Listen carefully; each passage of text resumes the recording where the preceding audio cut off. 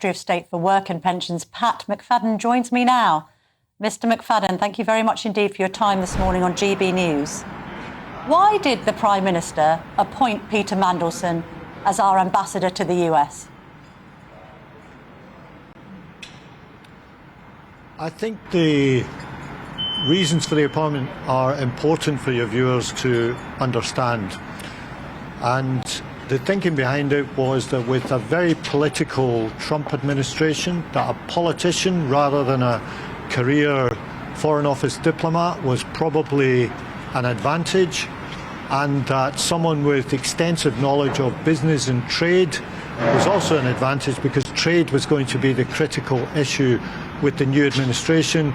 Peter Mandelson had been a European Union Trade Commissioner in the past until towards the end of that time when Gordon Brown brought him back to join the cabinet as the head of the business department. So I think it was a combination of the political and trade experience that made the Prime Minister think he was the right person for the job. But he knew of his checkered history. His checkered history was no secret.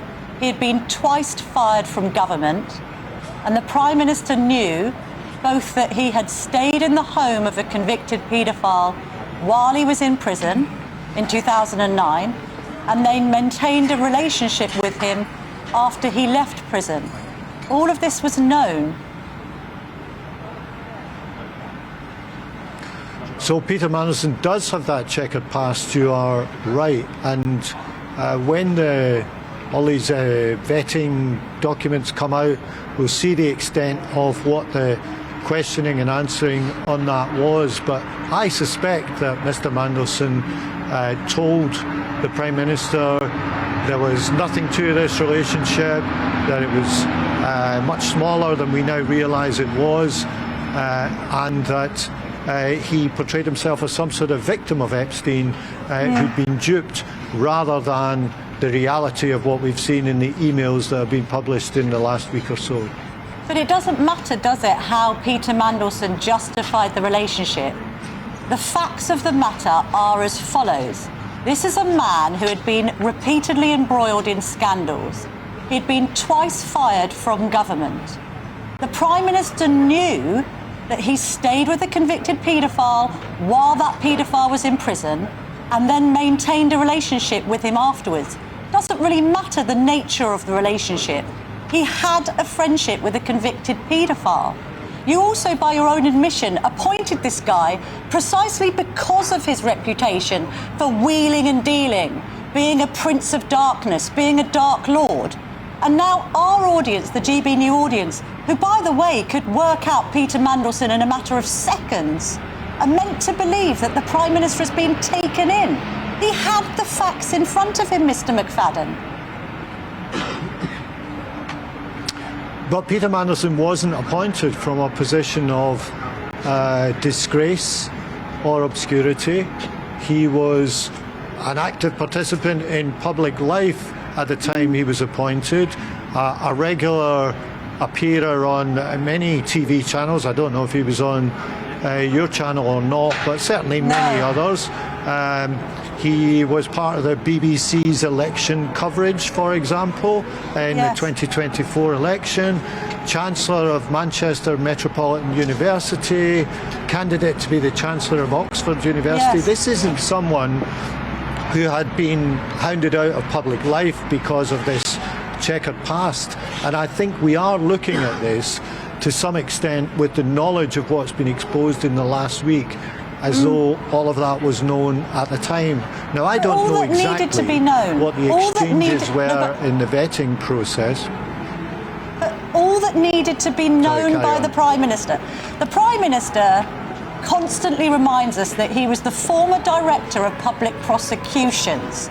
Okay? This is a man that has spent his entire career dealing with individuals that one may consider to have had nefarious or shady pasts. He's presented with evidence that someone he is appointing to a plum role, probably the most significant role in British diplomacy, has got connections to a convicted paedophile. And still he goes ahead with this appointment. The details are irrelevant. People watching and listening to GB News, if confronted with a candidate that has got a relationship with a convicted paedophile who chooses to stay in the home of a convicted paedophile while he's in prison, anybody with half a mind on morality and decency says, do you know what? I'm sure he has got unique talents, but this isn't the man that we appoint to this role. That's the point, Mr. McFadden, that's being lost here, as the Prime Minister tries to suggest that he's been duped in some way. If GB News viewers and audience members can see it, why can't the person running the country? Every time your phone connects to public Wi-Fi, anyone nearby could snoop on what you're doing. Hackers can steal your information, passwords, photos, and bank details in just seconds. ExpressVPN encrypts your connection, making it virtually impossible for hackers to access your personal information. ExpressVPN is so easy to use. With just one click of a button, you're protected. Streaming, banking, or shopping, you can switch between high-speed servers worldwide in seconds, and your connection never slows down. Click the link in the description or scan the QR code to get up to 75% off, plus 4 extra months free, all backed by a 30-day money-back guarantee. Protect your online life today.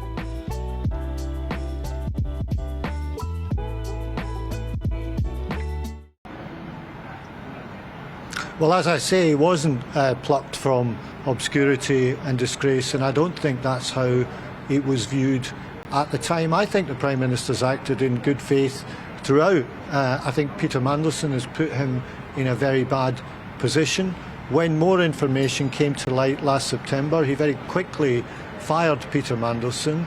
He's horrified by the revelations of the past week. He's apologised to the victims of this, and rightly so. So I think, you know, we will see more when all these vetting documents are published, as I hope they are very soon. You say that Peter Mandelson has put the Prime Minister in a bad position. The Prime Minister put Peter Mandelson in a good position. He gave him a plum job in Westminster. Why do you think that the Prime Minister is the victim in all this? This has been done of his making, because for some reason, unbeknownst to the rest of us, you decide that no one else can do this job but Peter Mandelson. What was wrong with Karen Pierce? Karen Pierce had been a career diplomat. She was very highly respected among Republicans. She had worked for the Foreign Office for years, and as far as her record suggests, she wasn't twice sacked from plum roles at the heart of the British establishment. Why couldn't she have continued in the role? What is it that's so special about Peter Mandelson that means that you're all blinkered to his, quotes, unique talents? Look, I don't think he's the only person who could have done it. I agree that Karen Pierce was doing a good job, but the view was taken, and I understand the reasons for the view, that with this particular administration and the position coming up for renewal, there were advantages to having a political appointment and one with a background in business and trade. Now, that has turned out, of course, to be the wrong decision, but I think it's important. You talk about GB News viewers. I want to speak to those viewers and say it's important that they understand the rationale for such an appointment. That was the rationale for it, and what has come out in the last couple of weeks has, of course, rendered that appointment a huge mistake. We know that now, but that was the rationale for it at the time. There's no point in pretending otherwise.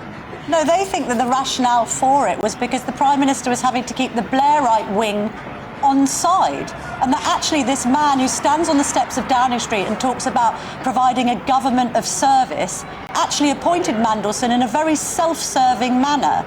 You've worked with Mandelson repeatedly. You campaigned with him to install Tony Blair. You were deputy for him when he was business secretary.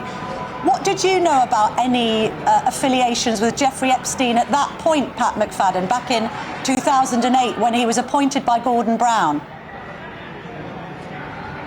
Nothing at all. I'd never heard of Jeffrey Epstein. I hadn't heard of Jeffrey Epstein for years afterwards. You know, I'm as shocked as anyone to see that at the time that I was in the Department of Business with Peter Mandelson, and we were going through the financial crisis, banks collapsing, business collapsing, a really difficult and stressful time for the country, that this was all a lot of the government side of this was being live downloaded to somebody in the United States who I'd never heard of at the time or for many years afterwards. I don't think this was an appointment about keeping a wing of the Labour Party happy. I honestly think that's a misreading of it. You can say it was the wrong appointment, and that's fine, but the correct reading of the appointment is what I'm saying about political experience, trade experience, business experience with this particular kind of US administration. Now, you may disagree with that, but it is, I believe, what the reason was for the appointment. OK, so Karen Pierce warned against the appointment. David Lammy has now come forward to say he warned against it. You're very, very familiar with Peter Mandelson. Did you warn against this appointment? I wasn't involved in the discussions about the appointment. It's a matter between the Prime Minister and the Foreign Office for this appointment, so I wasn't part of the selection committee. How on earth can the Prime Minister remain in post when he has been embroiled in such an appalling scandal? I mean, this does put Partygate in the shade, doesn't it? The Prime Minister should remain in post. He's never met Jeffrey Epstein. He's had no contact with Jeffrey Epstein. He's had no involvement in this. He's made a mistake. He sacked Peter Mandelson when further information came to light. And obviously much worse information has come to light since then. But I think the country is tested to destruction. The idea that the answer to our problems is to change the Prime Minister every 18 months or 2 years. The Prime Minister is focused on serving the country. He wants to focus on the cost of living. Of course, that's not what's getting communicated, because we've had not just the Mandelson story, but a number of others since the new year. Yeah. But it's important that as the country's foremost public servant, he continues with the job, and he'll have my support in doing that. Well, if his priority is to serve the public are telling him in no uncertain terms, according to a poll in the Sunday Express, to stand down. Prime Minister, it's time to go. Majority of voters and politicians from all party now have one voice. They want him to stand down, Pat McFadden. We've only got a few seconds left. Well, he's got a 5-year term. That's where he was voted in. And we can't govern the country through snapshot opinion polls, or we'd be losing Prime Ministers even more frequently than we have in recent years. And I think we should buck the trend and maybe keep one for a few years.